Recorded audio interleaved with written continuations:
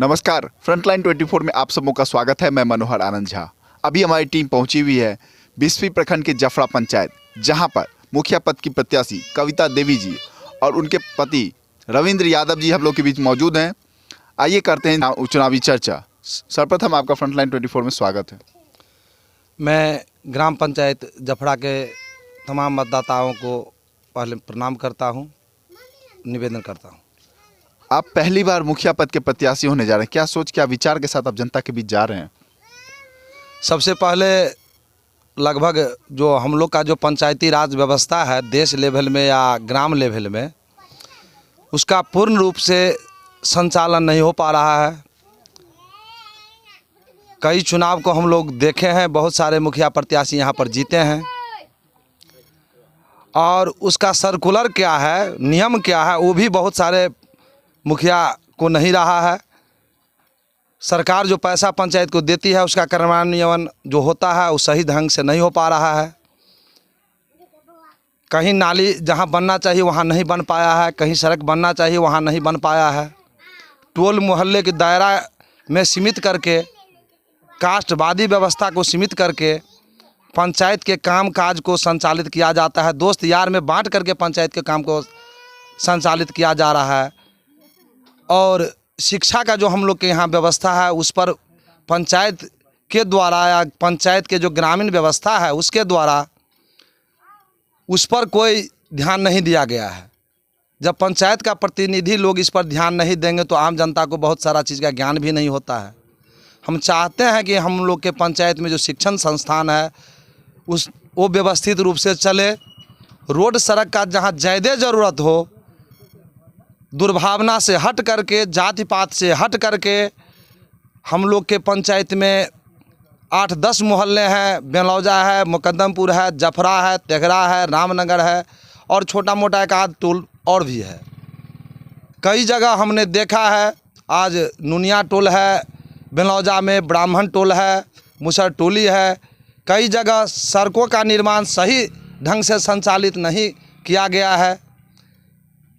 इस सब को परिप्रेक्ष्य में देखते हुए हम चाहते हैं कि जो सरकार का जो पैसा है, पंचायत का जो शिक्षण संस्थान है, उस सब पर बढ़िया से काम हो और हम लोग के साथ लोगों को जुड़ने से इसका फ़ायदा पब्लिक को ईमानदारी पूर्वक मिलेगी। इसी उद्देश्य से मैं पब्लिक के बीच में आया हूं और मैं समर्थन चाहता हूं। सरकार की जो भी योजनाएं, जैसे हर घर नल योजना, आवास योजना, पेंशन योजना, मनरेगा, पशु शेड, स्ट्रीट लाइट, इन सबों की क्या स्थिति है आपके पंचायत जफरा में? लगभग जो आप पंचायत में घूमिएगा और जनता आपको जानकारी देगी।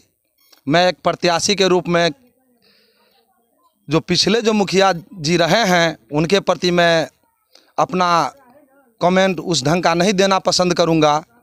जनता के बीच में अगर जाइएगा और नल जल के पास में जाइएगा तो कमेंट आपको स्वतः मिल जाएगी कि कितने, लगभग 13 का 13 वार्ड है, करीब करीब एक आध में पानी निकलता होगा और शायद नहीं निकल पा रहा है। लगभग जनता आपको इसका जानकारी दे देगी। करीब करीब पशु शेड 0% की स्थिति में है।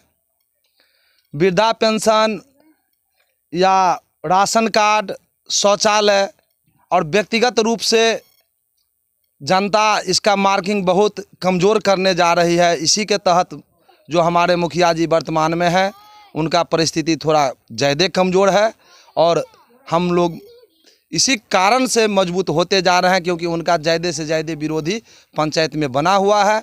हम लोग के साथ लोग जुड़ने के लिए तैयार है। आप शिक्षा के क्षेत्र से जुड़े हुए हैं, अगर यहाँ की जनता आपको आशीर्वाद देकर यहाँ का मुखिया बनाती है तो शिक्षा के क्षेत्र में और स्वास्थ्य के क्षेत्र में क्या सब कार्य योजना है, क्या सब करना है?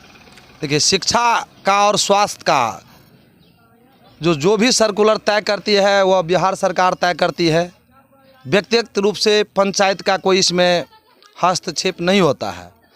फिर भी मैं अगर मुखिया बनता हूँ तो मेरे यहाँ जो जनप्रतिनिधि विधायक जी हैं, सांसद जी हैं या बिहार सरकार के मंत्रीगण हैं, भारत सरकार के मंत्रीगण हैं, बीडीओ हैं या शिक्षा पदाधिकारी, स्वास्थ्य पदाधिकारी जिला स्तर के हैं, मैं उन सब के नज़दीक जा कर के उनसे विनती करके अपना अधिकार मांग करके, नहीं अगर होगा तो मैं जनता के बदौलत लड़ाई लड़ के अपने पंचायत का शिक्षण संस्थान को स्वास्थ्य विभाग को अच्छा से क्रियान्वयन करवाने का प्रयास करूंगा, और जिससे मेरा जनता स्वस्थ रहेगा, समाज साफ सुथरा रहेगा, तो स्वतः उन्नति हो जाएगी। किसी से कुछ मांगने की अधिकार मेरे यहाँ के जनता को नहीं रहेगी।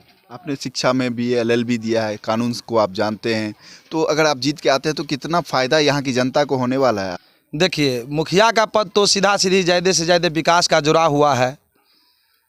कानूनन पद जो है सरपंच का है, फिर भी मैं अपने स्तर से अपने यहाँ एक सामाजिक कार्यकर्ता के रूप में जितने भी लड़ाई झगड़ा, छोटी मोटी सास बहू की झगड़ा हो, बेटा बाप का झगड़ा हो, या जो भी छोटा मोटी आड़ धूर का झगड़ा हो, मैं अपने स्तर से, निजी स्तर से, सामाजिक स्तर से अपने यहाँ के जो सरपंच होंगे या पंच होंगे उनके साथ मिल करके ज़्यादा से ज़्यादा मामला को मैं चाहूँगा कि मेरे ही पंचायत में, मेरे ही गांव में, मेरे ही समाज में समाधान हो जाए।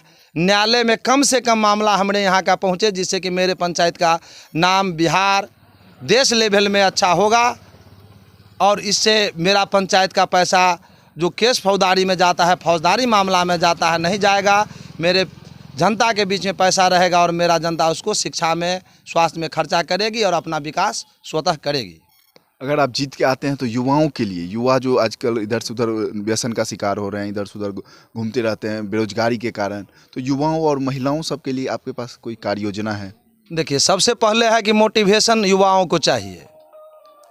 युवाओं को खास करके गैर समझ के चक्कर में बहुत सारे युवा जो है कुसंगत में पड़ चुका है। अपने ही पंचायत नहीं, विभिन्न पंचायत में ये आपको देखने को मिलेगा।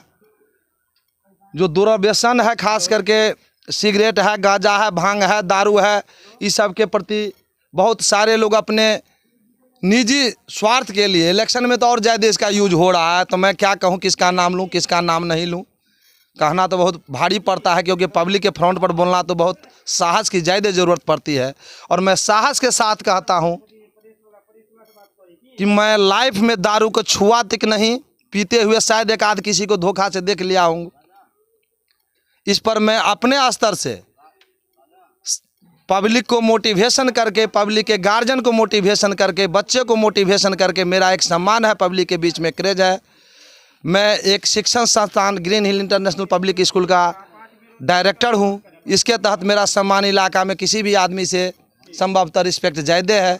मुखिया पद तो बाद की बात है, पब्लिक चाहेगी तो मुझे बनाएगी, पब्लिक नहीं चाहेगी तो उनकी मर्जी। उनको कैसा गार्जियन चाहिए, नहीं चाहिए, वो तो उनकी मर्जी पर निर्भर है। मैं तो अपना विनती लेकर के उनके पास में आया हूँ। मुझे अगर आप अपने बच्चों का गार्जियनशिप सोचते हैं तो मैं दावे के साथ कहता हूँ कि आपके बच्चे निश्चित रूप से अच्छे होंगे मेरे साथ चलने से। बाद बाकी तो भविष्य बनाने वाले आप अपने बच्चे के हैं, आप जानिए।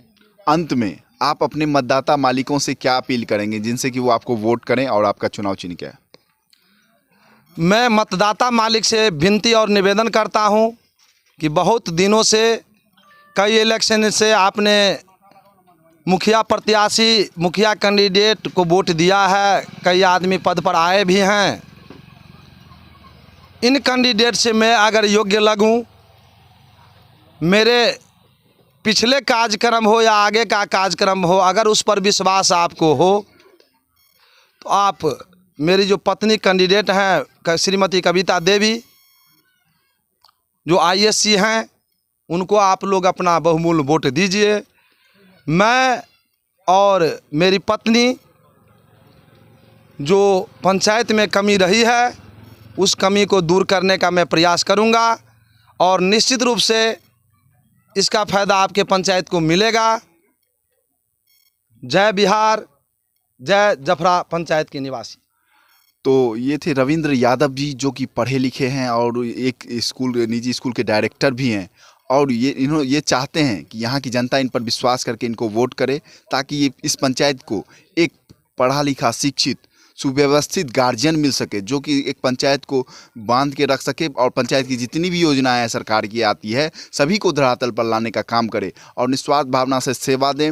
और सरकार की जितनी भी योजनाएं आती हैं उनसे सिर्फ कागजी कार्रवाई ना करे, बल्कि उसे लोगों के बीच जन जन तक पहुंचाने का काम करे।